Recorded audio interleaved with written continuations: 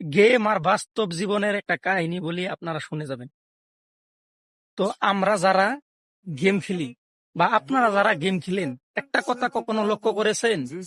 যখন আপনারা বন্ধু বান্ধব নিয়ে একসাথে গেম খেলেন, যখন আপনারা গেমের মাঝে নক হয়ে গেছেন, তখন কিন্তু এক বন্ধু আরেক বন্ধুকে রিভাইভ করে। দ্বিতীয়বার যখন নক হয়ে যান, তখনও কিন্তু এক বন্ধু আরেক বন্ধুকে রিভাইভ করে।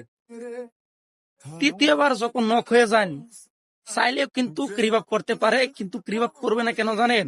নিজে ফেসে যাওয়ার ভয়ে কিন্তু আপনাকে রিভাইভ করবে না।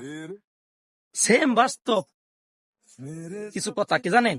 বাস্তবে যখন আপনি কোনো বিপদে পড়েছেন, তখন কিন্তু আত্মীয় স্বজন বা আপনার বন্ধু বান্ধব এসে হেল্প করবে।